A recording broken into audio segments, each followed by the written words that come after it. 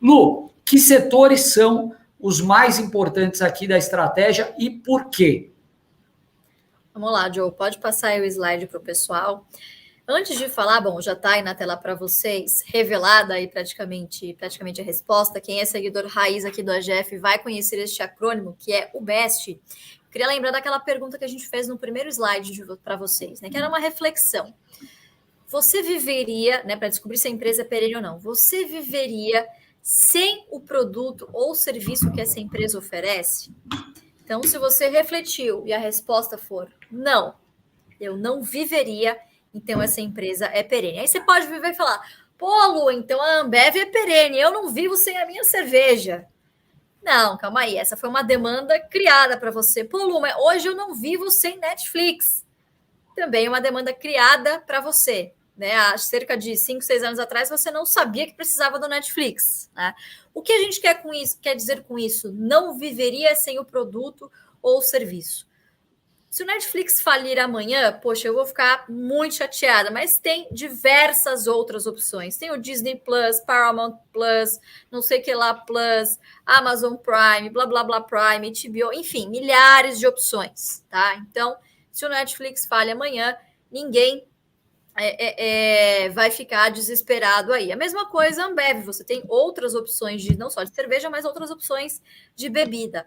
Agora, experimenta, por exemplo, chegar para a Sabesp no final do mês e falar, olha, Sabesp, é o seguinte, eu estou achando essa conta aqui meio salgada, viu? Vou pagar não. Ela vai lá e, ó, corta a sua água, tá? Então, aqui a gente chegou no BEST, para vocês nunca mais esquecerem, os 5 setores perenes, tá? Por que a gente fala sempre desses 5 setores? Porque a Bolsa é um universo de mais de 400 empresas listadas. Nem a gente que trabalha em ambiente de Bolsa conhece essas 400 empresas e já parou para analisar tudo isso. Então, obviamente, é para desenvolver um filtro, principalmente para quem está chegando agora. São setores mais fáceis da gente analisar, porque eles estão no nosso dia a dia. Eu duvido que agora, toda vez que você não abrir a torneira, você não vai lembrar, puta, isso aqui é uma ação BEST, tá? Então, vamos lá, repete com a gente. B de banco, E de energia, S de seguro e saneamento e T de telecom. E aqui eu faço 2 adendos. Quer dizer que é só fechar o olho e comprar qualquer empresa que estiver nesses setores? Não, vocês precisam conhecer as empresas individualmente. É apenas um filtro inicial, ok? Segundo, quantas empresas eu tenho que ter de cada um desses setores? Será que nenhuma empresa fora desses 5 setores é perene? Também não, pessoal. Existem exceções em alguns outros setores, mas obviamente a gente não tem como colocar aqui, inclusive uma brincadeira que a gente sempre fala. O pessoal fala, poxa, mas o setor agro não é perene? A gente brinca, poxa, é perene, mas senão não ia dar certo o acrônimo, ficaria besta, né? E aí, obviamente, não sei se vocês gostariam desse acrônimo, desse resuminho para nunca mais esquecer. Mas basicamente é isso, é a gente aprender a ter uma leitura.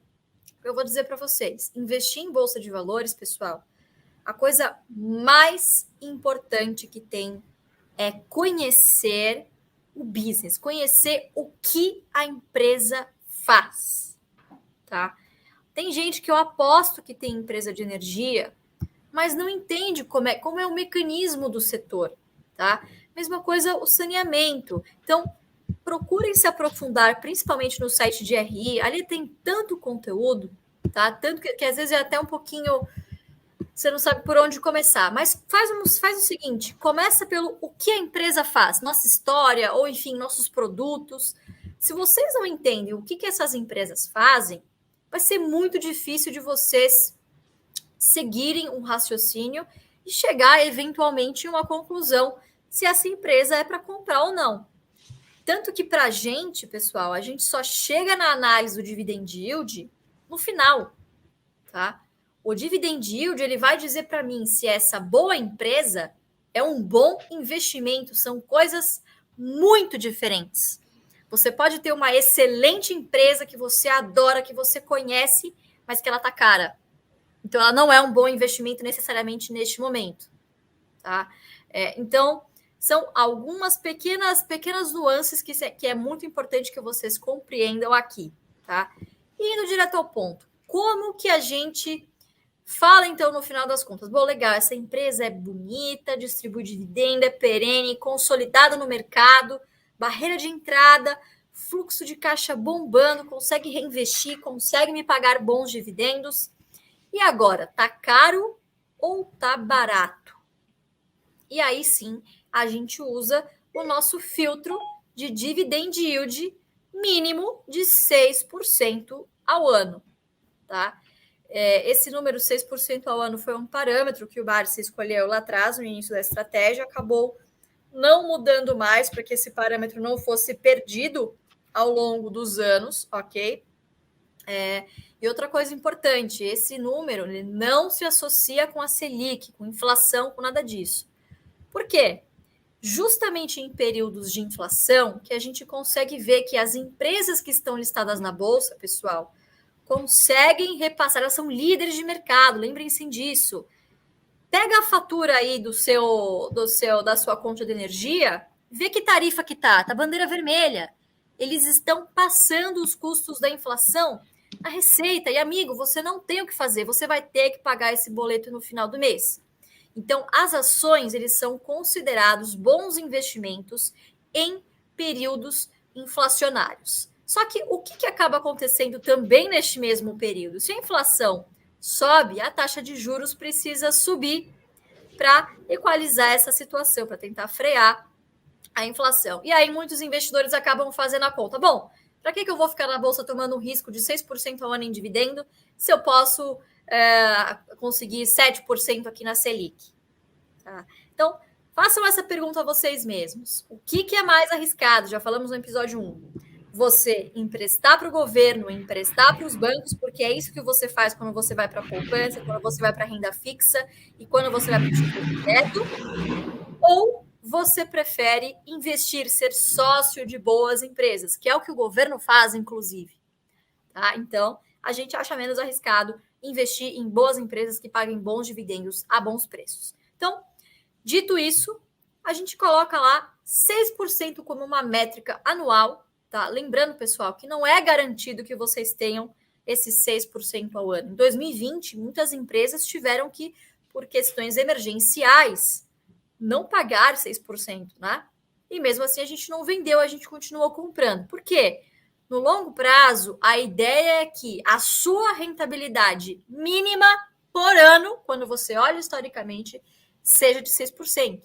Aqui a gente não está contando aquela parcelinha que é uma consequência de uma boa escolha de carteira, que é a valorização do ativo. O patrimônio é muito legal, mas ele vem como uma consequência da gente não pagar caro. Para a gente, nessa estratégia do jeito Barsi de investir, o que é não pagar caro? É uma ação que nos remunere no mínimo 6% ao ano em dividendos. E aí a continha é feita de uma forma bem básica, tá? A gente pega a continha do dividend yield e simplesmente troca ali o numerador e o denominador. Então, o que a gente faz? Geralmente, isso aqui, pessoal, obviamente, não tem como a gente passar esse conteúdo de maneira aprofundada, porque lá no Jeito Barsi de Investir a gente demora 30 horas para, obviamente, explicar todo esse racional, mas de maneira muito rápida, você pode pegar o dividendo projetivo para o ano, ok? Ou a média dos últimos 5 anos pago por ação, e você divide por 6%. Eu vou repetir, tá? Fiquem tranquilos, peguem papel, caneta, anotem aí. A gente pega o dividendo por ação projetado por ano ou a média dos últimos 5 anos do que foi pago também em dividendos, proventos em geral, a soma de dividendo com JCP, média dos últimos 5 anos por ação. E divide isso por 0,06, que é 6%. Qual vai ser o resultado dessa conta, pessoal? O resultado dessa conta vai ser o famoso preço teto. Lu, Fabião, Felipe, o que é o preço teto? Ele é o preço justo? Não. o preço teto é aquele preço, o limite máximo que você vai poder pagar por determinada ação, para que ela muito provavelmente, não é certeza, para que ela muito provavelmente te dê 6% ao ano em dividendos. Ok? Essa é a conta. Então, basicamente, pessoal, até inclusive, Joe, se você puder voltar para mim no slide anterior, pode até ficar um pouquinho mais visual para o pessoal.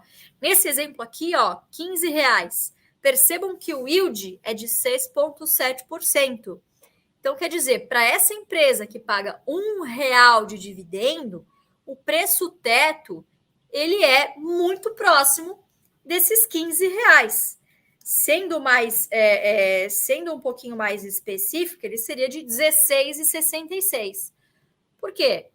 Se você pagar até R$16,66, a chance de você ter um dividendo maior que 6%, não só neste ano, mas daqui em diante, em média, nos próximos anos, ele é muito alto, ok? E aí vocês percebam, ó, quanto maior o yield, menor o preço, mantendo, obviamente, o dividendo constante aqui. Mas lembrem-se, boas empresas, tá? E destes setores especificamente que nós estamos falando, a tendência é que o dividendo se mantenha no mínimo estável ou de maneira crescente, tá? E isso, obviamente, vai fazer com que a remuneração em dividendos para vocês seja cada vez maior em relação ao preço que vocês pagaram, que é o famoso yield on cost aí.